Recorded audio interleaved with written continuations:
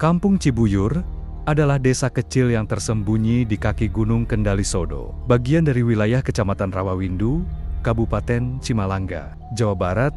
Desa ini dikelilingi oleh hutan lebat dan lahan pertanian yang menghampar sejauh mata memandang. Udara di sini sejuk, tapi selalu menyimpan aroma lembab dari tanah yang jarang tersentuh matahari. Disinilah kisah ini dimulai. Darto, seorang pemuda berusia 27 tahun, tinggal bersama ibunya, Maijah, di sebuah rumah panggung sederhana yang terbuat dari kayu jati tua. Ayahnya, Tarmin, telah lama meninggal dunia saat mencari kayu di hutan Petak 7, sebuah tempat yang dikenal warga sebagai kawasan angker. Sejak kecil, Darto terbiasa hidup sederhana. Warisan terakhir dari sang ayah hanyalah gerobak bakso tua dan lonceng kecil perunggu yang kini selalu tergantung di bawah gagang gerobaknya. Setiap sore menjelang maghrib, suara lonceng itu menjadi pertanda bahwa Darto tengah berkeliling desa menjajakan bakso. Warga sangat menyukai baksonya. Kuah gurih dan bakso daging sapi asli buatannya telah menjadi favorit. Apalagi ia selalu melayani dengan senyum tulus dan sikap sopan. Namun malam itu, angin terasa lebih dingin dari biasanya. Setelah melayani pembeli di ujung kampung, Darto memutuskan pulang lebih awal karena perasaan tak enak yang ia sendiri tak bisa jelaskan. Untuk menghemat waktu, ia mengambil jalur pendek yang melewati tebing, lemah bengkok, dan sisi luar Petak 7. Walau jalur itu jarang dilalui orang setelah maghrib, saat ia mendorong gerobaknya di bawah pohon beringin besar, tiba-tiba lonceng gerobaknya berdentang tanpa ia gerakan. Suaranya nyaring berbeda dari biasanya, seolah ada yang menggoyangnya dengan sengaja. Darto berhenti, sekujur tubuhnya merinding. "Dahtu!"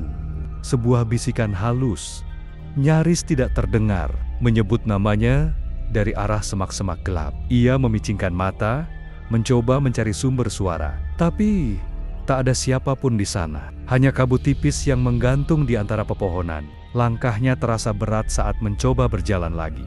Namun, saat ia memalingkan wajah untuk kedua kalinya, ia melihat sepasang mata berkilau kekuningan menyala dari balik gelap. Darto tergesa mendorong gerobaknya, menghindari tempat itu.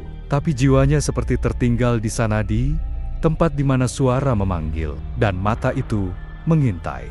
Di rumah, Maijah sudah menunggu dengan cemas. Ia menatap anaknya yang tiba-tiba terlihat pucat dan tak banyak bicara malam itu. "Ada apa tuh?" tanya Maijah pelan. "Enggak apa-apa, Mak. Tadi cuma kebanyakan angin aja," jawab Darto sambil tersenyum hambar. Tapi dalam hatinya, Darto tahu malam ini bukan malam biasa. Dan Petak 7 menyimpan sesuatu yang belum selesai dengannya. Keesokan paginya, Darto bangun lebih awal dari biasanya. Wajahnya masih tampak pucat dan matanya sembab. Ia tak bisa tidur semalaman, memikirkan peristiwa aneh yang ia alami di dekat Petak ke-7. Namun, ia memutuskan untuk tak menceritakan hal itu kepada siapapun, bahkan kepada Maijah. "Jangan siring-siring lewat jalur bawah tuh," kata Maijah sambil menyuapi yam-yam peliharaan di halaman. "Banyak yang bilang ada hal-hal aneh di sana." "Udah dari zaman dulu begitu." Darto hanya mengangguk. Dalam hatinya, ia tahu bahwa suara dan mata di malam itu bukan sekadar hal aneh. Ia merasa seperti sedang dipanggil. Hari itu, ia kembali berjualan seperti biasa. Tapi pikirannya tidak tenang. Setiap suara angin, setiap bayangan ranting yang bergerak membuatnya terkejut. Ia bahkan lupa menaruh garam di kuah baksonya. Beberapa pelanggan menegur dengan nada bercanda. Tapi Darto hanya tersenyum lemah. Sore menjelang malam, hujan gerimis turun membasahi jalanan kampung. Darto memutuskan untuk pulang lebih awal. Tapi entah kenapa, seolah tanpa sadar, ia kembali melintasi jalan semalam jalur menuju Petak ke-7. Saat sampai di bawah pohon beringin yang sama, gerobaknya tiba-tiba berhenti sendiri. Rodanya terasa berat, seperti terjebak dalam tanah. Walau tak ada lumpur, lonceng di gerobaknya kembali berdentang 3 kali pelan. Namun jelas, Darto menahan napas. Dari balik kabut, suara itu kembali terdengar. "Darto!" Namun kali ini bukan bisikan samar. Suara itu lembut, menyerupai suara seorang perempuan muda. Darto menoleh cepat. Di antara semak yang rimbun, berdirilah sosok seorang perempuan berkerudung putih. Wajahnya tersembunyi oleh bayangan, tapi matanya sepasang mata itu bersinar kuning, seperti malam sebelumnya. "Aku telah menunggumu," katanya. Suaranya seperti musik gamelan yang mengalun jauh, menenangkan, tapi juga menghipnotis. Darto melangkah mundur. Siapa kamu?" Perempuan itu tidak menjawab. Ia hanya tersenyum samar, lalu berbalik dan berjalan masuk ke dalam kabut hutan. Seketika, gerobak Darto terasa ringan kembali, seperti tak pernah macet. Ia segera mendorongnya sepat-sepat, meninggalkan tempat itu. Tapi saat ia menengok ke belakang, perempuan tadi telah menghilang, menyisakan jejak air di rerumputan, seperti bekas sisaan seekor ular besar. Malam itu, Darto duduk diam di depan rumahnya. Di tangannya, ia menggenggam lonceng kecil dari gerobaknya, yang kini sudah lepas sendiri, tanpa sebab. Dan di ujung lonceng itu, ada sisik berkilau menempel. Sejak pertemuannya dengan wanita misterius di bawah pohon beringin, hidup Darto tak lagi sama. Ia sering termenung, tak fokus saat membuat adonan bakso. Bahkan beberapa kali lupa menyiapkan tusuk sate dan sambal di gerobaknya. Hal ini mulai membuat para pelanggan bertanya-tanya, "Kenapa tuh? Biasanya sambalnya pedas, mantap.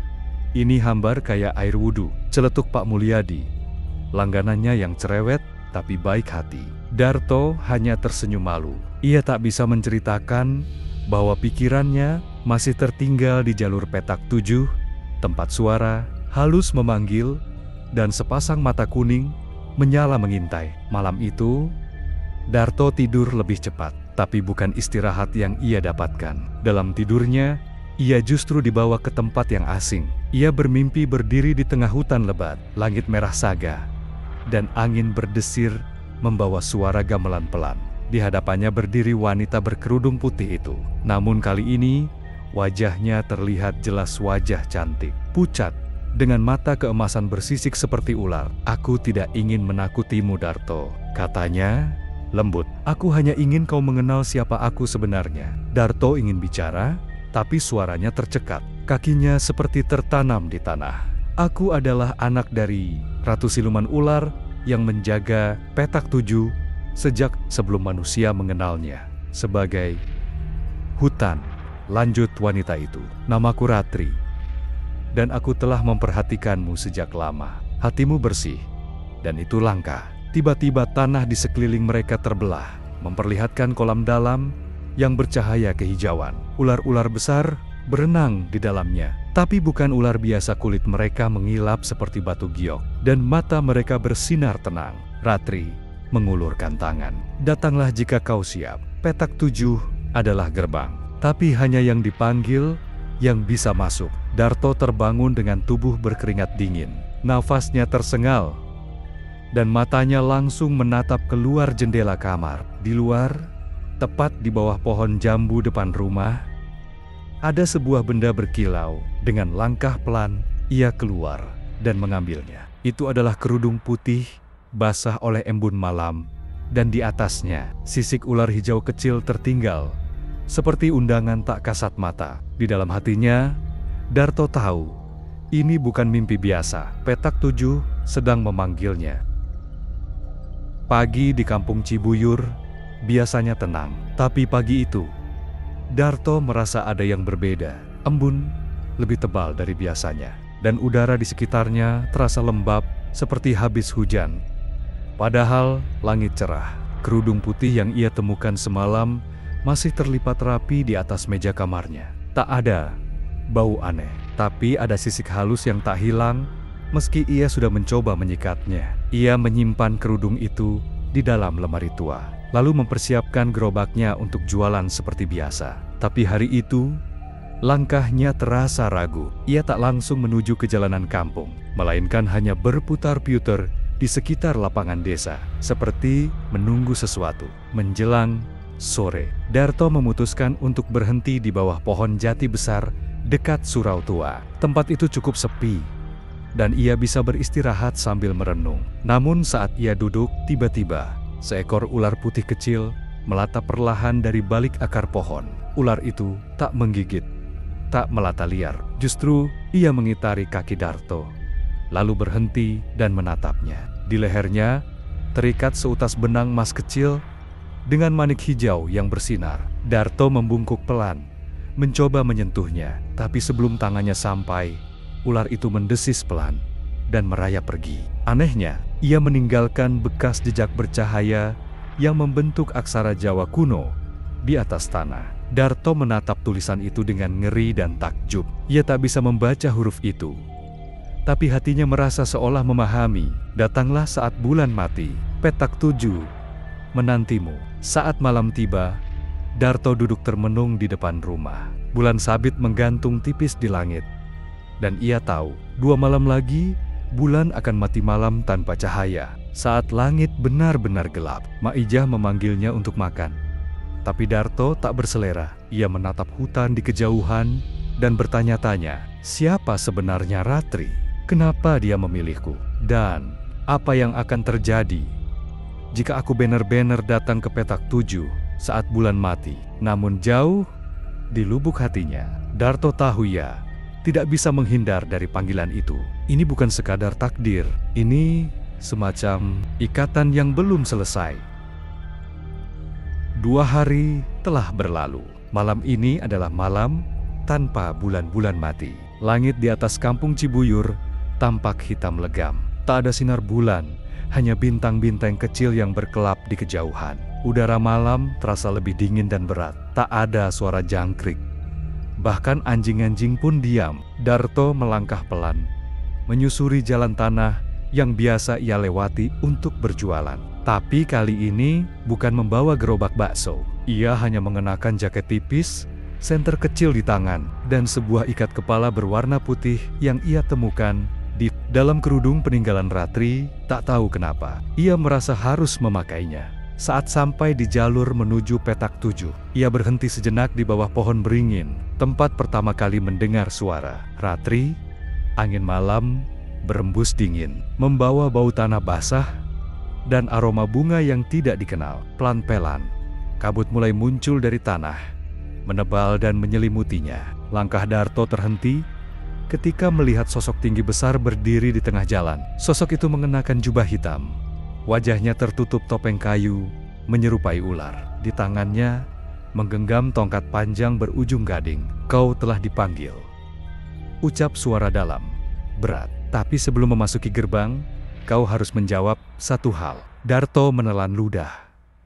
Apa pertanyaannya? Penjaga itu mengangkat tongkatnya, lalu berkata, "Apakah kau datang karena takut atau karena percaya?" Darto diam sesaat, nafasnya tercekat. Tapi kemudian ia menjawab dengan mantap, "Aku datang karena percaya. Bukan karena aku tak takut, tapi karena aku tahu ada sesuatu yang harus kuselesaikan di sana." Penjaga itu menunduk. Kabut di sekitarnya bergulung seperti ombak, lalu membelah tanah, membuka jalur kecil berlapis cahaya kehijauan. Di dalamnya tumbuh pohon-pohon yang tidak ada di dunia nyata, berdaun ungu, berbunga api kecil, dan suara gemericik air yang berasal dari tanah itu sendiri. "Langkahkan kakimu dengan niat bersih," kata penjaga. "Karena sekali masuk, kau tak bisa mundur sebelum semua rahasia terbuka." Darto melangkah masuk ke jalur itu. Begitu ia melewati batas kabut, udara berubah. Tidak lagi dingin dan sunyi, tapi hangat dan penuh nyanyian samar. Langkahnya terasa ringan. Cahaya di depan semakin terang, dan dari kejauhan ia melihat sosok Ratri berdiri di antara 2 batu besar, tersenyum lembut sambil menunggunya. Dunia yang baru saja terbuka itu bukan sekadar tempat, itu adalah alam lain, di mana batas antara manusia dan makhluk gaib telah lama ditentukan. Dan Darto, si tukang bakso keliling, kini telah resmi memasuki wilayah siluman ular. Darto melangkah masuk ke lorong cahaya itu dengan dada berdebar. Di belakangnya suara penjaga gerbang menghilang, dan jalanan biasa pun lenyap. Ia kini berada di dunia yang lain, dunia yang belum pernah disingkap oleh manusia biasa. Langkahnya menyusuri jalur yang dikelilingi oleh pepohonan aneh. dengan daun-daun sebesar tampah dan cahaya api. Kecil beterbangan seperti kunang-kunang suci. Suara aliran air terdengar dari kejauhan. Namun bukan gemericik biasa. Air itu bernyanyi, mengalun seperti mantra lembut. Tak lama, ia tiba di sebuah pelataran besar yang dipenuhi batu-batu giok dan air terjun yang menggantung di udara. Di tengahnya, berdiri sebuah bangunan berarsitektur kuno Jawa. Namun, seluruh dindingnya terbuat dari sisik mengilap seperti permata. Di depan bangunan itu, Ratri berdiri mengenakan pakaian putih keperakan. Tak seperti saat mereka pertama bertemu. Kini sisik tipis tampak di leher dan tangannya, tapi wajahnya tetap menawan. Matanya yang keemasan memandang Darto dengan tenang. "Selamat datang di kediamanku," ucap Ratri pelan. "Tempat ini hanya bisa dilihat oleh mereka yang dipilih." Darto menunduk sopan. "Tempat ini seperti mimpi, karena memang berada di batas mimpi dan nyata," jawab Ratri sambil tersenyum. "Di sini, waktu tidak berjalan seperti dunia manusia. Apa yang kau lihat belum tentu seperti yang kau kira." Ratri mengajak Darto masuk ke dalam istana. Di dalam, ia diperkenalkan kepada para penghuni kerajaan siluman ular. Pertiwi, pelayan setia yang bisa berubah wujud menjadi ular emas. Ki Jagabaya, penasihat kerajaan berbentuk ular besar berkepala dua, yang bisa bicara dalam dua bahasa sekaligus. Dan Rana, prajurit muda yang tampak sinis pada Darto, seolah tidak percaya bahwa manusia biasa layak masuk ke wilayah mereka. Saat malam datang, Darto duduk di pelataran istana. Ratri menemaninya. Ia menjelaskan bahwa kedatangannya bukanlah kebetulan, melainkan karena ramalan lama dari dunia mereka bahwa akan datang manusia berhati bersih yang bisa menjadi jembatan antara dua dunia. Darto terdiam. Ini semua begitu jauh dari kehidupannya sebagai tukang bakso keliling, tapi ia juga merasa tidak asing. Seolah semua ini memang bagian dari jalan hidupnya yang sudah digariskan. Namun di kejauhan, Ranasi prajurit siluman mengawasi dari balik pilar giok. Matanya menyipit penuh curiga. Ia bergumam sendiri, manusia tetap manusia. Mereka tak akan pernah bisa dipercaya sepenuhnya. Dan disitulah bibit konflik mulai tumbuh. Diam-diam, di dalam kerajaan yang tampaknya indah, tapi menyimpan rahasia besar di balik cahaya permata. Malam pertama Darto di istana siluman ular terasa seperti mimpi panjang yang aneh. Ia tidur di dalam sebuah kamar batu berukir naga, di atas alas lembut dari bunga siluman yang hangat seperti kulit manusia. Ketika ia membuka mata, matahari belum terbit, tapi langit di dunia itu sudah bersinar biru keperakan, seolah mentari berasal dari dalam bumi, bukan dari langit. Ratri duduk di dekat jendela batu giok, menunggu dengan secangkir air daun naga yang aromanya harum menusuk. "Hari ini, kau harus mengikuti ujian 3 jiwa," katanya lembut. "Ujian?" Darto mengerutkan kening. Ratri mengangguk. Setiap manusia yang memasuki dunia ini harus melalui 3 ujian, bukan untuk membuktikan kekuatan, tapi untuk menunjukkan ketulusan hati, kejernihan niat, dan kekuatan jiwa. Kalau gagal, kau akan tersesat di dunia ini selamanya. Darto menelan ludah, tapi ia tidak mundur. Di pelataran istana, semua penghuni kerajaan telah berkumpul. Pertiwi berdiri di sisi Ratri, sementara Ki Jagabaya muncul dalam wujud ular raksasa dengan 2 kepala, menyuarakan perintah. Ujian pertama, hadapi cermin dirimu sendiri. Darto dibawa ke dalam ruangan gelap yang hanya memiliki satu benda, cermin besar, berbingkai akar kayu. Saat ia menatap ke dalam cermin, bukan dirinya yang ia lihat, melainkan dirinya saat sedang marah, penuh dendam, dan putus asa. Bayangan itu berbicara, "Kau pikir kau tulus? Kau hanya datang karena merasa bersalah. Kau ingin lari dari kenyataan, dari hidupmu yang sulit, dari rasa kehilangan ibu, dari kesepian." Darto menggenggam dadanya. Emosi itu memang nyata, tapi ia menutup matanya, lalu berkata, "Ya, aku memang takut, tapi aku tidak ingin lari. Aku ingin menghadapi semua ini, walau aku tidak tahu akhirnya akan bagaimana." Cermin itu bergetar, lalu pecah menjadi serbuk cahaya. Darto tersungkur lemas.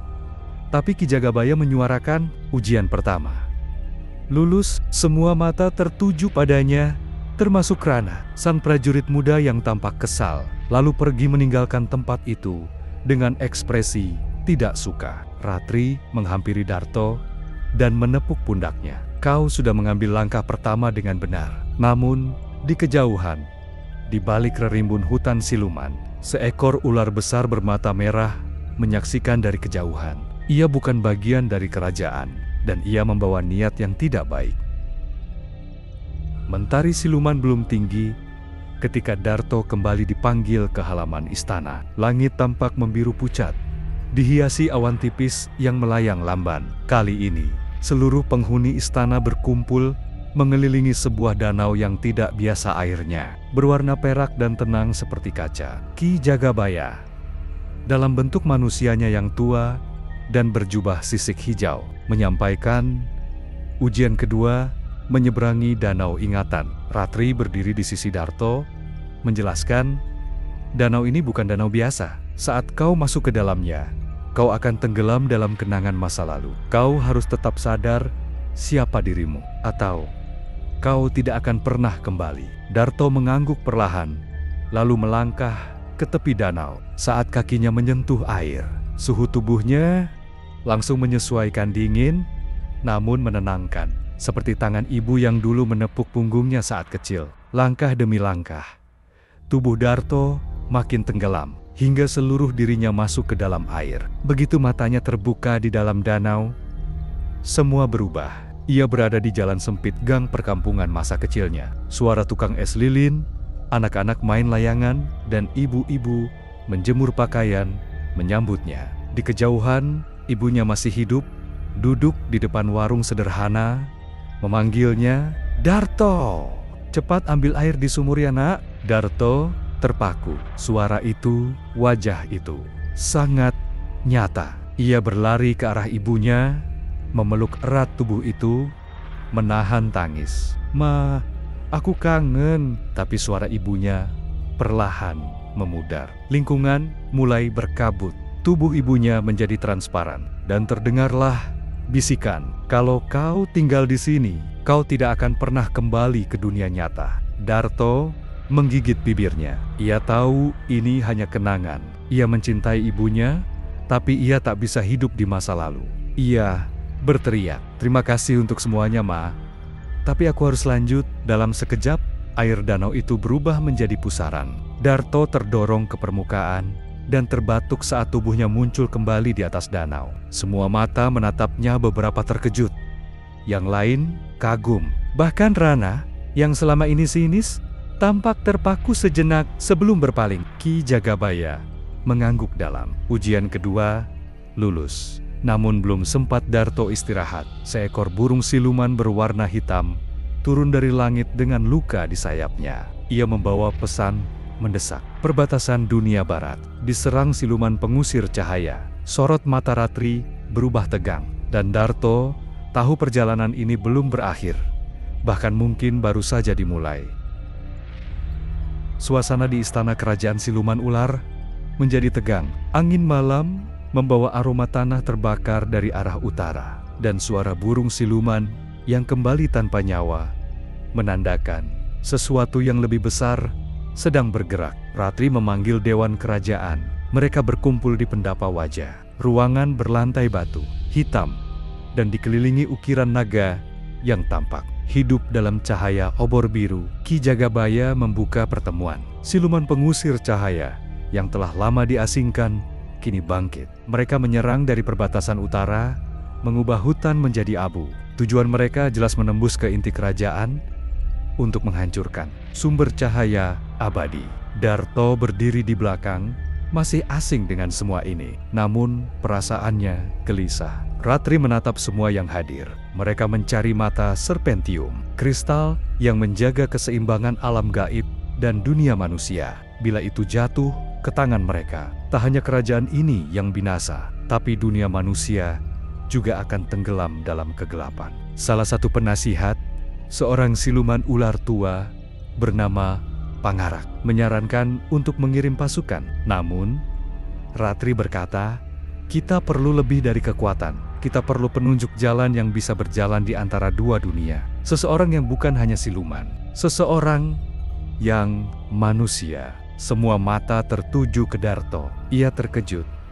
Aku? Tapi aku cuma tukang bakso. Pertiwi, sahabat Ratri, tersenyum tipis. Justru karena kau manusia biasa, kau bisa menembus batas dunia yang tak bisa kami lalui. Darto menatap sekeliling. Ia masih bingung.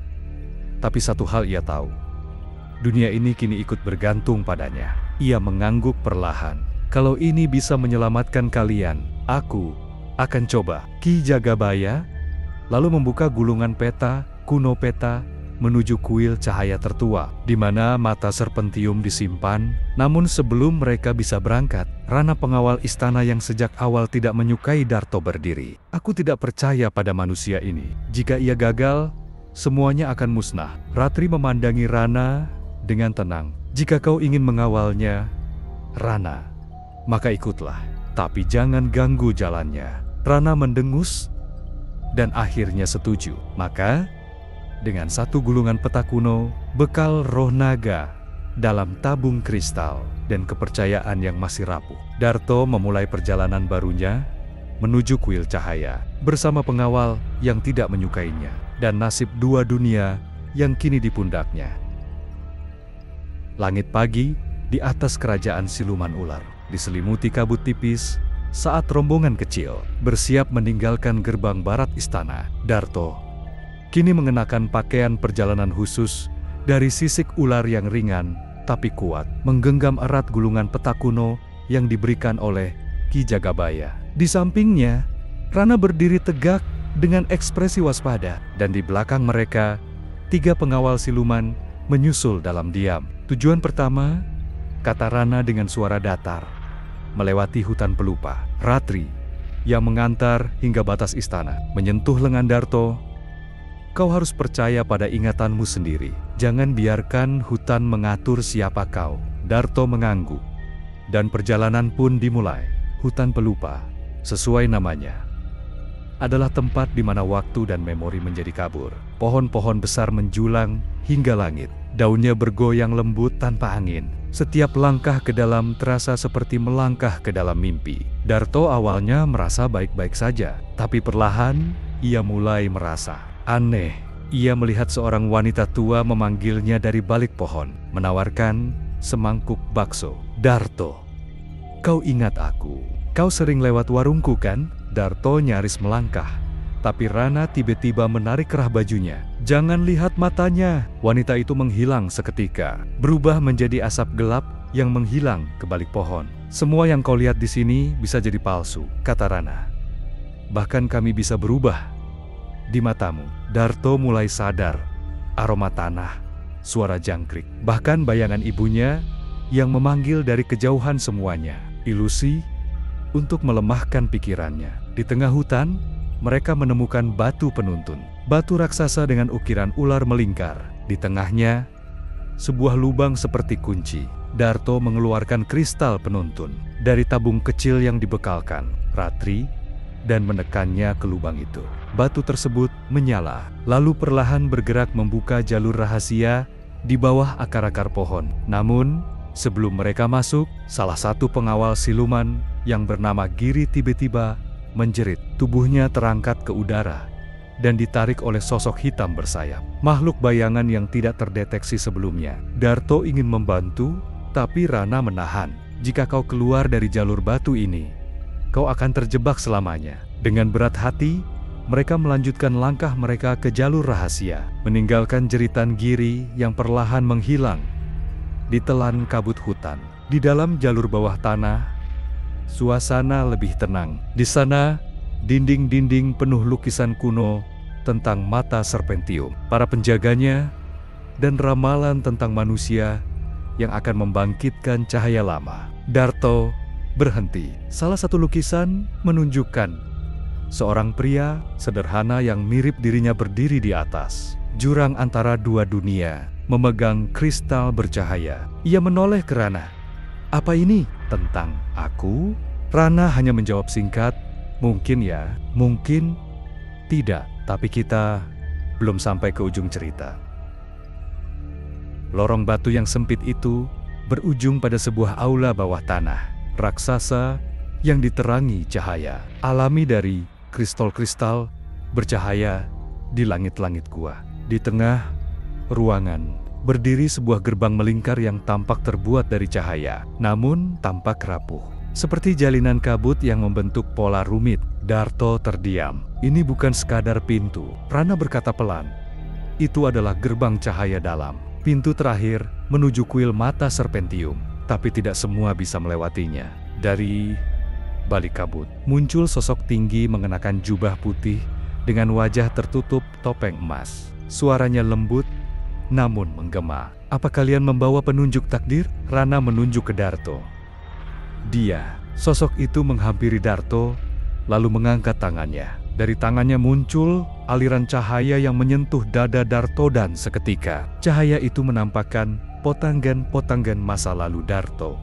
Ibunya, gerobak bakso, malam ketika ia nyaris jatuh ke jurang, dan pertemuan pertamanya dengan Ratri. Penjaga itu mengangguk. Dia membawa bekas dunia dan cahaya baru.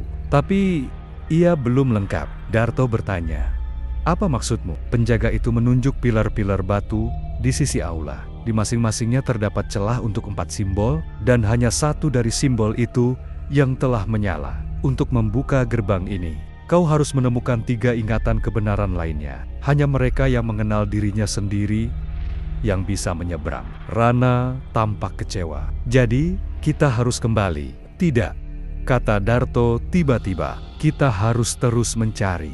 Tapi, bagaimana menemukan ingatan itu? Penjaga menunjuk ke arah 3 lorong yang bercabang dari aula. Masing-masing lorong akan membawa kalian pada satu bagian masa lalumu. Tapi hati-hati.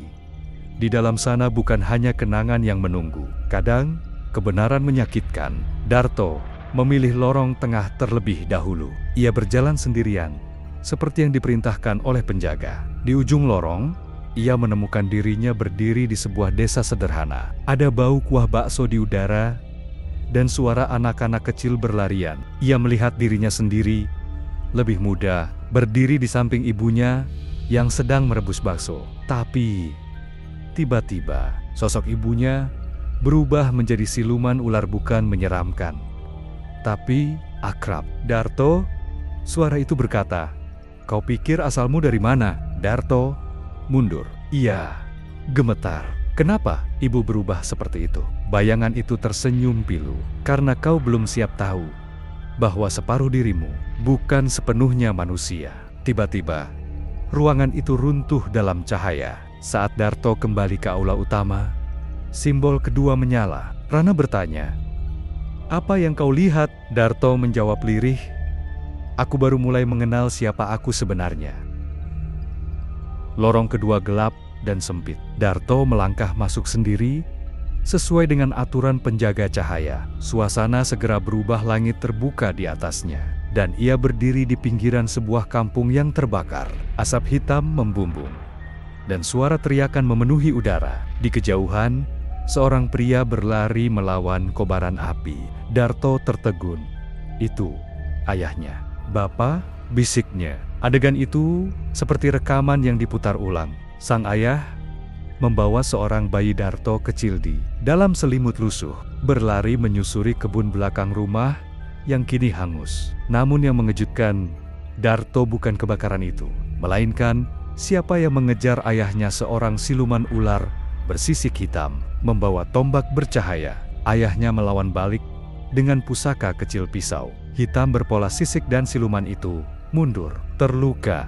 Tiba-tiba, semua membeku. Sosok kabur dari balik asap muncul, berbicara pada Darto. "Kenapa kau pikir kau selalu bisa mendengar suara ular saat kecil? Kenapa gerobak bakso bapakmu tak pernah dirampok meski melewati daerah rawan?" Darto menoleh. "Siapa kau?" "Aku adalah percikan dari memori bapakmu yang ia sembunyikan darimu. Ia bukan hanya penjual bakso. Ia pernah menjadi penjaga gerbang dunia manusia dan siluman." Ingatan itu menghilang. Darto kembali ke aula batu. Simbol ketiga di pilar batu menyala terang. Rana menatapnya lama. "Apa yang kau lihat?" Darto menjawab, Mungkin aku tidak ditinggalkan. Bapak menyelamatkanku dari perang yang tak ku ketahui." Rana mengangguk. "Maka kau siap untuk yang terakhir. Lorong ketiga adalah yang paling berbahaya. Itu bukan soal masa lalu, tapi soal pilihanmu nanti." Darto menarik napas panjang. "Kalau ini yang harus aku lakukan untuk menyelamatkan dunia dan Ratria, aku siap."